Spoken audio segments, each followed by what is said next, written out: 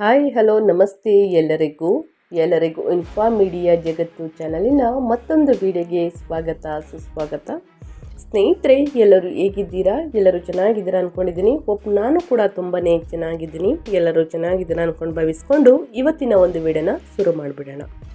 ಇವತ್ತಿನ ಒಂದು ವಿಡಿಯೋದಲ್ಲಿ ಕುಂಭರಾಶಿಯವರಿಗೆ ಡಿಸೆಂಬರ್ 2025 ಮಾಸಿಕ ಭವಿಷ್ಯವನ್ನು ತಿಳಿಸ್ಕೊಡ್ತೀನಿ. ಅಂದರೆ ತಿಂಗಳ ಭವಿಷ್ಯವನ್ನು ತಿಳಿಸ್ಕೊಡ್ತೀನಿ ಸ್ನೇಹಿತರೆ. ಅದು ನಿಮ್ಮ ವ್ಯಾಪಾರದಲ್ಲಿ, ವ್ಯವಹಾರದಲ್ಲಿ, ಹಣಕಾಸಿನಲ್ಲಿ, ನಿಮ್ಮ ವೃತ್ತಿ ಜೀವನದಲ್ಲಿ, ಪಾಲುದಾರಿಕೆಯಲ್ಲಿ ಸ್ನೇಹಿತರೆ. ಇನ್ನು ನಿಮ್ಮ ಆರೋಗ್ಯ, ಕುಟುಂಬ ಜೀವನ, ವೈಯಕ್ತಿಕ ಜೀವನ, ಪ್ರೇಮ ಜೀವನ, ಒಟ್ಟಾರೆಯಾಗಿ ಕುಂಭರಾಶಿಯವರಿಗೆ ಏನೆಲ್ಲ ಅದೃಷ್ಟ ಕುಲಾಯಿಸಲಿದೆ ಈ ತಿಂಗಳಲ್ಲಿ, ಯಾವುದರ ಬಗ್ಗೆ ಎಚ್ಚರಿಕೆ ವಹಿಸಬೇಕು ಅನ್ನೋದನ್ನ ತಿಳಿಸ್ಕೊಡ್ತಾ ಹೋಗ್ತೀನಿ. ಏನಾದರೂ ಘಟನೆಗಳು, ಗ್ರಹಗಳು ಸೂಚಿಸ್ತಾ ಇದ್ದರೆ ಸ್ನೇಹಿತರೆ, ಮುನ್ನೆಚ್ಚರಿಕೆಗಳನ್ನು ಕೂಡ ತಿಳಿಸ್ಕೊಡ್ತೀನಿ. ಅದರ ಬಗ್ಗೆ ಎಚ್ಚರಿಕೆ ವಹಿಸುವುದು ಉತ್ತಮ. ಇನ್ನು ಸಣ್ಣ ಪುಟ್ಟ ಪರಿಹಾರಗಳನ್ನು ತಿಳಿಸ್ಕೊಡ್ತೀನಿ, ಅದನ್ನು ಫಾಲೋ ಮಾಡಿ. ಆದಷ್ಟು ನನ್ನ ಚಾನಲಲ್ಲಿ ಬರುವಂತಹ ಮನೆಯಲ್ಲೇ ಮಾಡುವ ಸರಳ ಪರಿಹಾರವನ್ನು ತಿಳಿಸ್ಕೊಡ್ತೀನಿ. ಯಾಕಂದರೆ ಪ್ರತಿಯೊಬ್ಬರೂ ಕೂಡ ಫಾಲೋ ಮಾಡಬೇಕಾಗುತ್ತದೆ ಸ್ನೇಹಿತರೆ. ಇರುವವರು ಮತ್ತು ಇಲ್ಲದವರು ಕೂಡ ಈ ಪರಿಹಾರವನ್ನು ಫಾಲೋ ಮಾಡಬೇಕು ಅಂತ ಸ್ನೇಹಿತರೆ, ನನ್ನ ಚಾನಲಲ್ಲಿ ಆದಷ್ಟು ಸರಳ ಪರಿಹಾರವನ್ನು ತಿಳಿಸ್ಕೊಡ್ತೀನಿ. ಈ ಪರಿಹಾರವನ್ನು ನೀವು ಫಾಲೋ ಮಾಡೋದ್ರಿಂದ ಎಷ್ಟೇ ದೊಡ್ಡ ಮಟ್ಟದಲ್ಲಿ ಸಮಸ್ಯೆಗಳಿದ್ರೂ ಕೂಡ ಸಂಪೂರ್ಣವಾಗಿ ನಿವಾರಣೆಯಾಗಲಿದೆ. ಸೊ ಇದನ್ನೆಲ್ಲ ಕಂಪ್ಲೀಟಾಗಿ ತಿಳ್ಕೋಬೇಕು, ಸಣ್ಣ ಪುಟ್ಟ ಪರಿಹಾರಗಳನ್ನು ಮಾಡಬೇಕು, ನಿಮ್ಮ ಅದೃಷ್ಟದ ಭವಿಷ್ಯವನ್ನು ತಿಳ್ಕೋಬೇಕು ಅಂದರೆ ಎಲ್ಲೂ ಕೂಡ ವಿಡಿಯೋನ ಸ್ಕಿಪ್ ಮಾಡಬಾರ್ದು. ಅಂದರೆ ವಿಡಿಯೋನ ಕಟ್ ಮಾಡಿ ಓಡಿಸ್ಕೊಂಡೋಗಿ ನೋಡ್ತೀರಾ, ಇದು ಫುಲ್ ಇನ್ಫಾರ್ಮೇಷನ್ ಅರ್ಥ ಆಗಲ್ಲ ಸ್ನೇಹಿತರೆ. ಸೊ ಹಾಗಾಗಿ ಎಲ್ಲ ವಿಡಿಯೋದಲ್ಲೂ ತಿಳಿಸ್ತಾ ಇರ್ತೀನಿ. ಮೊದಲಿಂದ ಕೊನೆ ತನಕ ವಿಡಿಯೋನ ವಾಚ್ ಮಾಡಿ. ವಿಡಿಯೋದಲ್ಲಿ ಒಳ್ಳೆ ಮಾಹಿತಿ ಸಿಕ್ಕಿದ್ದಲ್ಲಿ ತಪ್ಪದೆ ವಿಡಿಯೋಗೊಂದು ಲೈಕ್ ಕೊಟ್ಟು, ಇನ್ನೂ ನನ್ನ ಚಾನಲ್ನ ಸಬ್ಸ್ಕ್ರೈಬ್ ಮಾಡ್ಕೊಂಡಿಲ್ಲ ಅಂದರೆ ಇನ್ಫಾರ್ಮ್ ಮೀಡಿಯಾಗೆ ಸಬ್ಸ್ಕ್ರೈಬ್ ಆಗಿ ನಿಮ್ಮ ಅಭಿಪ್ರಾಯಗಳನ್ನು ಕಮೆಂಟ್ ಬಾಕ್ಸಲ್ಲಿ ತಿಳಿಸಿ. ಯಾರೆಲ್ಲ ಸಬ್ಸ್ಕ್ರೈಬ್ ಮಾಡಿಕೊಂಡು ಪ್ರತಿನಿತ್ಯ ವಿಡಿಯೋ ವಾಚ್ ಮಾಡ್ತಿದ್ದೀರಾ ಅಂಥವ್ರಿಗೆ ಥ್ಯಾಂಕ್ ಯು ಸೋ ಮಚ್ ಅಂತ ಹೇಳ್ತಾ, ಕಮೆಂಟ್ ಬಾಕ್ಸ್ನಲ್ಲಿ ಓಂ ನಮ ಶನೇಶ್ವರಾಯ ನಮಃ ಅಂತ ಕಮೆಂಟ್ ಮಾಡಿ. ಶನಿ ದೇವರ ಅನುಗ್ರಹದಿಂದ ನಿಮ್ಮ ಜೀವನದಲ್ಲಿ ಎಷ್ಟೇ ಕಷ್ಟಗಳು, ಸಮಸ್ಯೆಗಳು ಇದ್ದಲ್ಲಿ ಸಂಪೂರ್ಣವಾಗಿ ನಿವಾರಣೆಯಾಗಲಿ ಅಂತ ಕೇಳ್ಕೊತಾ ವಿಡಿಯೋನ ಪ್ರಾರಂಭ ಮಾಡಿಬಿಡೋಣ. ಹೌದು, ಕುಂಭರಾಶಿ ಭವಿಷ್ಯ ಡಿಸೆಂಬರ್ 2025ರಲ್ಲಿ ಕುಂಭರಾಶಿಯ ಗ್ರಹ ಸ್ಥಿತಿಗಳು ಮತ್ತು ಗ್ರಹ ಸ್ಥಾನ ಬದಲಾವಣೆ ಹೇಗಿರಲಿದೆ ಡಿಸೆಂಬರ್ ತಿಂಗಳಲ್ಲಿ ಅಂದರೆ ಸೂರ್ಯ ಅಂದರೆ ರವಿ ವೃಶ್ಚಿಕ 10ನೇ ಮನೆಯಲ್ಲಿ ಸ್ನೇಹಿತರೆ ಡಿಸೆಂಬರ್ 16ರವರೆಗೆ, ನಂತರ ಸ್ಥಳಾಂತರಗೊಳ್ಳುತ್ತಾರೆ ಧನುರಾಶಿಗೆ 11ನೇ ಮನೆಗೆ ಡಿಸೆಂಬರ್ 16ರಿಂದ ಸಂಚಾರವನ್ನು ಮಾಡಲಿದ್ದಾರೆ. ಇನ್ನು ಬುಧ ವೃಶ್ಚಿಕದಲ್ಲಿ 10ನೇ ಮನೆಯಿಂದ ಧನುರಾಶಿಗೆ 11ನೇ ಮನೆಗೆ ಡಿಸೆಂಬರ್ 29ರಂದು ಸ್ನೇಹಿತರೆ ಸ್ಥಳಾಂತರಗೊಳ್ಳುತ್ತಾರೆ. ಇನ್ನು ಶುಕ್ರ ವೃಶ್ಚಿಕದಲ್ಲಿ 11ನೇ ಮನೆಯಲ್ಲಿ ಸ್ನೇಹಿತರೆ ಧನುರಾಶಿಗೆ 11ನೇ ಮನೆಗೆ ಡಿಸೆಂಬರ್ 20ರಂದು ಸಂಚಾರವನ್ನು ಮಾಡಲಿದ್ದಾರೆ. ಕುಜ ಮಂಗಳದಲ್ಲಿ ಸ್ನೇಹಿತರೆ ವೃಶ್ಚಿಕ 10ನೇ ಮನೆಯಿಂದ ಧನುರಾಶಿಗೆ ಸ್ಥಳಾಂತರಗೊಳ್ಳುತ್ತಾರೆ 11ನೇ ಮನೆಗೆ ಡಿಸೆಂಬರ್ 7ರಂದು ಸಂಚಾರವನ್ನು ಮಾಡಲಿದ್ದಾರೆ. ಗುರು ಕರ್ಕಟಕದಲ್ಲಿ 6ನೇ ಮನೆಯಿಂದ ಮಿಥುನ ರಾಶಿಗೆ 5ನೇ ಮನೆಗೆ ಡಿಸೆಂಬರ್ 5ರಿಂದ ಸ್ನೇಹಿತರೆ. ಇನ್ನು ಶನಿ ಮೀನದಲ್ಲಿ 2ನೇ ಮನೆಯಲ್ಲಿ ಸಾಡೆ ಸಾತಿ ಅಂತ್ಯಭಾಗ ಅಂತಲೇ ಹೇಳಬಹುದು ತಿಂಗಳವಿಡೀ. ರಾಹು ಕುಂಭ 1ನೇ ಮನೆ ನಿಮ್ಮ ಜನ್ಮರಾಶಿ ಸ್ನೇಹಿತರೆ ತಿಂಗಳವಿಡೀ ಅಂತಲೇ ಹೇಳಬಹುದು. ಕೇತು ಸಿಂಹ 7ನೇ ಮನೆ ತಿಂಗಳವಿಡೀ ಇರಲಿದ್ದಾರೆ. ಹಾಗಿದ್ರೆ ಇದು ಗ್ರಹಗಳ ಸೂಚನೆ ಸ್ನೇಹಿತರೆ. ಗ್ರಹಗಳ ಸ್ಥಾನ ಬದಲಾವಣೆ ಮತ್ತು ಗ್ರಹಗಳ ಸ್ಥಿತಿಗಳು ಹೀಗೆ ಇದೆ ಅಂತಲೇ ಹೇಳ್ಬೋದು. ಗ್ರಹಗಳ ಸಂಚಾರ ಮತ್ತು ಗ್ರಹಗಳ ಸ್ಥಾನ ಬದಲಾವಣೆಯಿಂದ ನಿಮ್ಮ ಜೀವನದಲ್ಲಿ ಸಾಕಷ್ಟು ಏರುಪೇರುಗಳನ್ನು ನೋಡಲಿದ್ದೀರಿ. ಹಾಗಿದ್ರೆ ಒಟ್ಟಾರೆಯಾಗಿ ಹೇಳೋದಾದರೆ ಕುಂಭರಾಶಿ ಮಾಸಿಕ ರಾಶಿ ಭವಿಷ್ಯ ಡಿಸೆಂಬರ್ 2025ರಲ್ಲಿ ಕುಂಭರಾಶಿಯವರಿಗೆ ಏನೆಲ್ಲ ಫಲಿತಾಂಶಗಳು ಇರಲಿದೆ ಅಂದರೆ, ಕುಂಭರಾಶಿಯವರಿಗೆ ಡಿಸೆಂಬರ್ 2025 ಅತ್ಯುತ್ತಮ ಫಲಿತಾಂಶಗಳನ್ನು ನೀಡುವ ತಿಂಗಳಾಗಿದೆ. ಡಿಸೆಂಬರ್ 5ರಂದು ಗುರು 5ನೇ ಮನೆಗೆ ಅಂದರೆ ಸಂತಾನ ಮತ್ತು ವಿದ್ಯೆದ ಸ್ಥಾನ ಬದಲಾಗುವುದು ಸ್ನೇಹಿತರೆ. ಮತ್ತು ಕುಜ ರವಿ ಶುಕ್ರ 11ನೇ ಮನೆಗೆ ನಿಮ್ಮ ಲಾಭದ ಸ್ಥಾನದಲ್ಲಿ ಸೇರುವುದರಿಂದ ನಿಮಗೆ ಭರ್ಜರಿ ಯಶಸ್ಸು ಮತ್ತು ಆರ್ಥಿಕ ಲಾಭಗಳು ದೊರೆಯಲಿವೆ. 1ನೇ ಮನೆಯಲ್ಲಿ ರಾಹು ಮತ್ತು 7ನೇ ಮನೆಯಲ್ಲಿ ಕೇತು ಇರುವುದರಿಂದ ವೈಯಕ್ತಿಕ ಮತ್ತು ದಾಂಪತ್ಯ ಜೀವನದಲ್ಲಿ ಸಣ್ಣ ಪುಟ್ಟ ಏರುಪೇರುಗಳಿದ್ದರೂ ಕೂಡ ಇತರ ಗ್ರಹಗಳ ಬಲದಿಂದ ನೀವು ಅದನ್ನು ಸಮರ್ಥವಾಗಿ ನಿಭಾಯಿಸಲಿದ್ದೀರಿ ಅಂತಲೇ ಹೇಳಬಹುದು.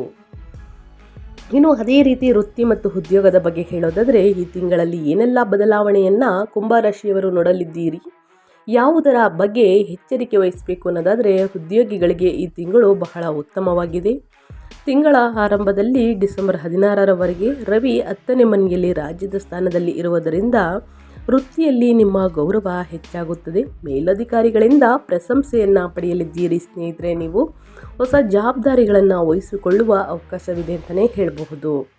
ಇನ್ನು ತಿಂಗಳ ದ್ವಿತೀಯಾರ್ಧದಲ್ಲಿ 11ನೇ ಮನೆಯಲ್ಲಿ ಗ್ರಹಗಳ ಸಂಚಾರದಿಂದಾಗಿ ನೀವು ಮಾಡಿದ ಕೆಲಸಕ್ಕೆ ತಕ್ಕ ಮನ್ನಣೆ ಮತ್ತು ಆರ್ಥಿಕ ಲಾಭಗಳು ಸಿಗುತ್ತವೆ.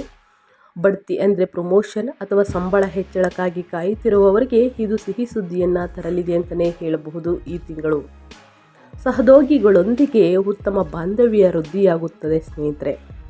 ಇನ್ನು ಅದೇ ರೀತಿ ನಿಮ್ಮ ಆರ್ಥಿಕ ಸ್ಥಿತಿ ಹೇಗಿರಲಿದೆ, ನಿಮ್ಮ ಫೈನಾನ್ಸ್ ಬಗ್ಗೆ ಮಾತನಾಡೋದಾದರೆ ಯಾವುದರ ಬಗ್ಗೆ ಎಚ್ಚರಿಕೆ ವಹಿಸಬೇಕು, ಏನೆಲ್ಲ ಶುಭ ಫಲಿತಾಂಶವನ್ನು ನೋಡಲಿದ್ದೀರಿ ಅನ್ನೋದನ್ನ ನೋಡ್ತಾ ಹೋಗೋಣ. ಆರ್ಥಿಕವಾಗಿ ಈ ತಿಂಗಳು ಅತ್ಯುತ್ತಮವಾಗಿರುತ್ತದೆ. 11ನೇ ಮನೆಯಲ್ಲಿ ಕುಜ, ರವಿ ಮತ್ತು ಶುಕ್ರ ಇರುವುದರಿಂದ ಆದಾಯದ ಮೂಲಗಳು ಹೆಚ್ಚಾಗುತ್ತವೆ ಸ್ನೇಹಿತರೆ ನಿಮಗೆ. ಇನ್ನು ಆದಾಯದ ಬಗ್ಗೆ ಮಾತನಾಡೋದಾದರೆ ಈ ತಿಂಗಳು ವ್ಯಾಪಾರ ಅಥವಾ ವೃತ್ತಿಯ ಮೂಲಕ ನಿರೀಕ್ಷಿತ ಲಾಭಗಳು ಬರುತ್ತವೆ. ಸ್ನೇಹಿತರ ಮೂಲಕವೂ ಆರ್ಥಿಕ ಸಹಾಯವನ್ನು ದೊರೆಯುತ್ತದೆ ಅಂತಲೇ ಹೇಳ್ಬೋದು ಕುಂಭರಾಶಿಯವರಿಗೆ.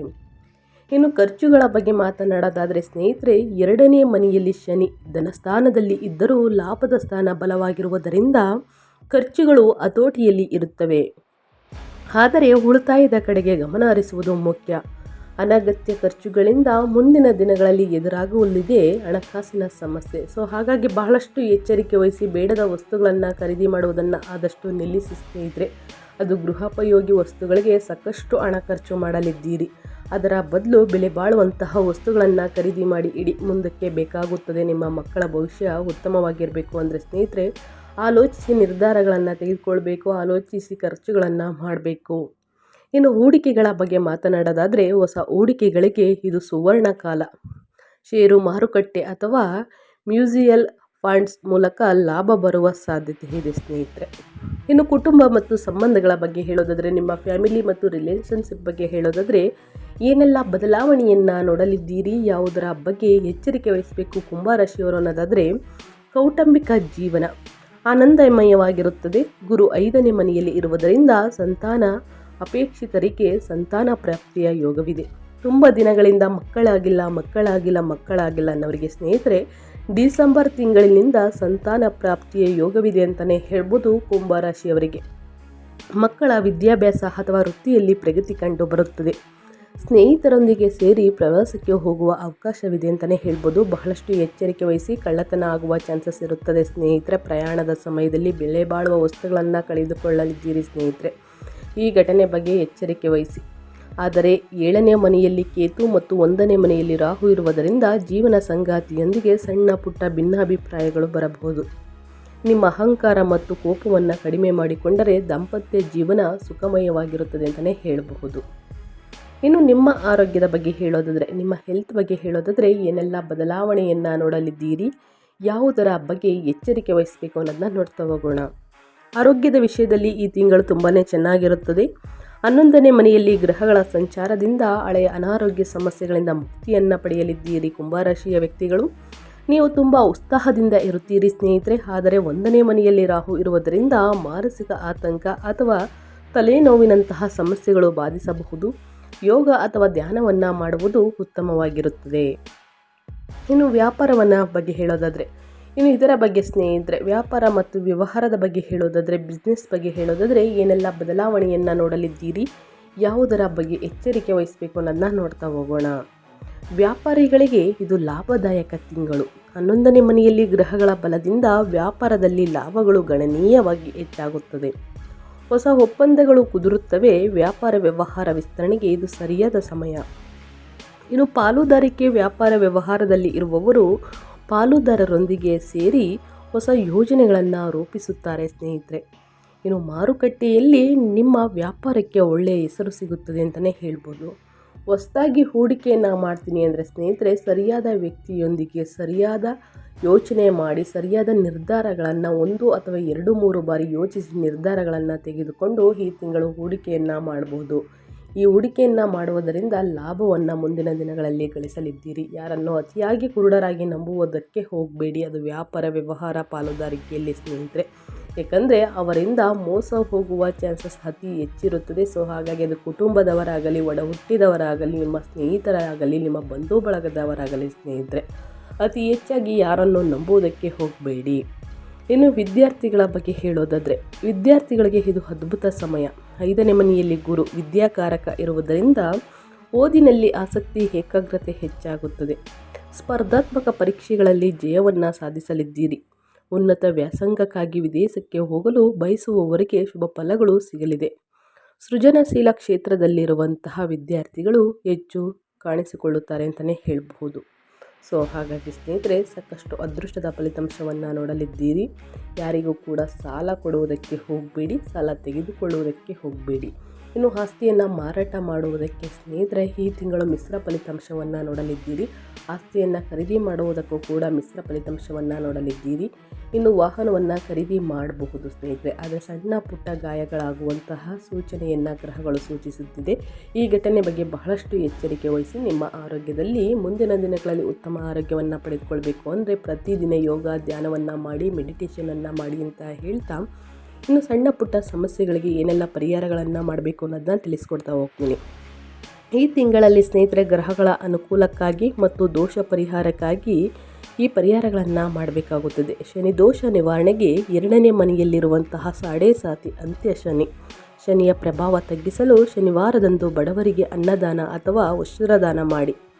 ಇನ್ನು ರಾಹು ಕೇತು ದೋಷ ನಿವಾರಣೆಗೆ ಸ್ನೇಹಿತರೆ 1 ಮತ್ತು 7ನೇ ಮನೆಯಲ್ಲಿ ರಾಹು ಕೇತುಗಳ ಪ್ರಭಾವವನ್ನು ತಗ್ಗಿಸಲು ಮಂಗಳವಾರ ಮತ್ತು ಶುಕ್ರವಾರ ದುರ್ಗಾದೇವಿಯನ್ನು ಪೂಜಿಸಿ.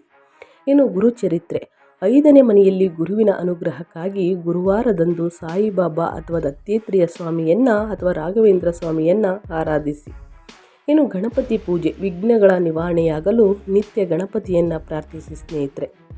ಈ ರೀತಿ ಎಲ್ಲವನ್ನ ಮಾಡುವುದರಿಂದ ಇನ್ನು ಶನಿವಾರದಂದು ಬಡವರಿಗೆ ಮತ್ತು ನಿರ್ಗತಿಕರಿಗೆ ಕಪ್ಪು ವಸ್ತುಗಳನ್ನು ದಾನ ಮಾಡುವುದರಿಂದ ಒಳಿತಾಗಲಿದೆ. ನಿಮ್ಮ ಆರೋಗ್ಯದಲ್ಲಿರುವಂತಹ ಸಮಸ್ಯೆಗಳೆಲ್ಲವೂ ಕೂಡ ಸಂಪೂರ್ಣವಾಗಿ ನಿವಾರಣೆಯಾಗಲಿದೆ. ಇನ್ನು ವಿದ್ಯಾರ್ಥಿಗಳು ಹನುಮಾನ್ ಚಾಲಿಸವನ್ನು ಪಠಿಸಿ ಸ್ನೇಹಿತರೆ, ಒಳಿತಾಗಲಿದೆ, ಏಕಾಗ್ರತೆ ಹೆಚ್ಚಾಗಲಿದೆ, ಅಧ್ಯಯನದ ಕಡೆ ಗಮನ ಹೆಚ್ಚಾಗಲಿದೆ ಅಂತಲೇ ಹೇಳ್ಬೋದು. ಈ ಸಣ್ಣ ಪುಟ್ಟ ಪರಿಹಾರವನ್ನು ಮಾಡಿ ಅಂತ ಹೇಳ್ತಾ ನಾನು ವಿಡಿಯೋನ ಎಂಡ್ ಮಾಡಿ ಮತ್ತೊಂದು ವಿಡಿಯೋದಲ್ಲಿ ಸಿಗ್ತೀನಿ. ಇವತ್ತಿನ ಒಂದು ವಿಡಿಯೋದಲ್ಲಿ ಒಳ್ಳೆ ಮಾಹಿತಿ ಸಿಕ್ಕಿದ್ದಲ್ಲಿ, ಯೂಸ್ಫುಲ್ ಅನಿಸಿದ್ದಲ್ಲಿ ದಯವಿಟ್ಟು ವಿಡಿಯೋಗೆ ಲೈಕ್ ಮಾಡಿ, ಕಮೆಂಟ್ ಮಾಡಿ, ನಿಮ್ಮ ಅಭಿಪ್ರಾಯವನ್ನು ತಿಳಿಸಿ ಅಂತ ಹೇಳ್ತಾ, ನಿಮಗೂ ಮತ್ತು ನಿಮ್ಮ ಕುಟುಂಬಕ್ಕೆ ತುಂಬಾ ಒಳ್ಳೆಯದಾಗಲಿ. ಮತ್ತೊಂದು ವಿಡಿಯೋ ಜೊತೆ ಮತ್ತೊಂದು ಹೊಸ ಅಪ್ಡೇಟಲ್ಲಿ ಸಿಗ್ತೀನಿ. Thank you for watching.